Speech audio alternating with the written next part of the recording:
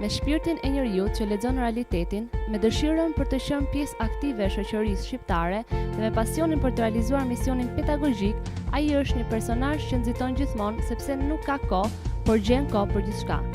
Gjatë intervistës me ne, Erion Kristo tregon shpirtin revolucionar të personit që nuk ka frikë ta shohë realitetin në sy. Zëdaria për mua është pasion, është kënaqësi, është shëndet. Po këtu është mbretëria e padrejtësisë. Ky vend ku jetojmë është një vend i padrejtë në themelin e vet. Këtu është e padrejtë ligji, këtu është e padrejtë prona, këtu është e padrejtë gjykata, këtu është e padrejtë qeverisja, këtu është e padrejtë çdo gjë. Këtu është i padrejtë edhe ai që ke komshi. Pra në gjithë të padrejtë, në kuptimin e asaj që nuk njohin çfarë është e drejta, nuk dinë se çfarë janë kufite secilit, nuk dinë çfarë janë të ndërtosh diçka jo të mirë, por diçka madhështore. Prandaj po të shikosh shqiptarët kanë kaluar një çerek shekulli dhe nuk kanë ndërtuar absolutisht asnjë gjë madhështore. Për çfarë do të jemi gëzuar që s'ka në Tiranë një trotuar për të ecësh i qetë, që s'ka një pedonale ku të shëtisesh me fëmijët? Për këto të shqetësojnë edhe ta bëjnë jetën malore, i themi ne. Gjithmonë ma gjisin të targën, sikur janë pesimist. Një gojë që është mësuar me udhëtu, nuk mund ta çmojë një verë të çmuar. Pirë gjithë jetën udhëtu. Sa po të nxjerrë një shishe të 69-s për shembull, një shishe që kushton 5.000 euro, e ta vë në gojë, e ti e vë në gojë dhe nuk e ke ndjesinë se çfarë po pi. Ndërkohë njerëzit të cilët e kanë kultivuar veten arrin ta kuptojnë. Këtu nuk bëhet fjala optimist pesimist. Këtu bëhet fjala të lexosh realitetin apo të jesh i verbër për realitetin. Në kuptimin e asaj që ka njerëz të cilët si ajo pralla që Luani ishte duke ngrënë gomarin edhe ky thoshte që o zot bëj ëndër. Pra, edhe ne jetojmë në këtë dimension ku përpiqemi që të bëjmë faj ata njerëz që na tregojnë fajin.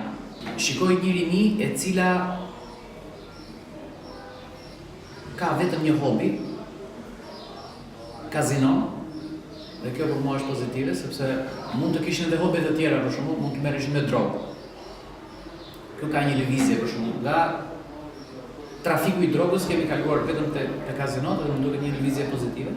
Ne gjithmonë marrim si arritje një gjë që është një zhvillim normal. Është si fëmia, ka dhëmë të qumshit, do i bën dhëmë të qumshit, do i dalin dhëmët normal. Nuk ka ndonjë arritje. Në arritje është kur të shoh rinin e cila reagon ndaj skeqjes. Ka një përhapje të vullnetarizmit që me shumë punë, me shumë mundim, disa njerëz janë marrë, duke folur, duke shkruar, duke bërë, duke dhënë modelin, po shumë rudimentare, është shumë e përkohshme, nuk është një gjë masive, një gjë që bie në sy, një gjë që sjell ndryshim real. Njerëzit dinë se atë s'do t'i prishefin profesorit ose duke detyruar çik shiko poserte ta tregojë qevin, e kam thënë në kuptimin më human të fjalës. Nuk ka një fitore të një kauze të madhe për shembull, që të ketë fituar rinia për shembull me praninë e saj. Edhe kur ka ndodhur një ngjarje ka qenë e lmuar pak nga politika edhe për të mos lejuar në një farë mënyrë që ketë rinia në vetësinë e saj. Për sa i përket pasionit të tij të dytë si lektor, ai shpreh se studentët nuk i sheh as si koleg, as si student, por si fëmijët e tij. Unë preferoj të quaj studentët si fëmijët e mi. Edhe i trajtoj si kur janë fëmijët e mi. Edhe u flas atyre siç u flas fëmijëve të mi.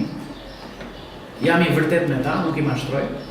U them gjithmonë të vërtetën, them gjithmonë atë që ata duhet të dinë për këtë vend. Përpiqem që t'i nxis të mësojnë diçka, përpiqem që t'i nxis të mësojnë diçka nga vetja e tyre. Bëj shumë humor me ta.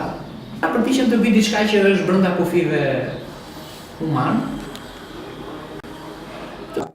Shumë mund ta quajmë pesimist për të ardhmen, por ai thjesht nuk pranon dot padrejësitë të mëdha që i bën këtij vendi të vogël.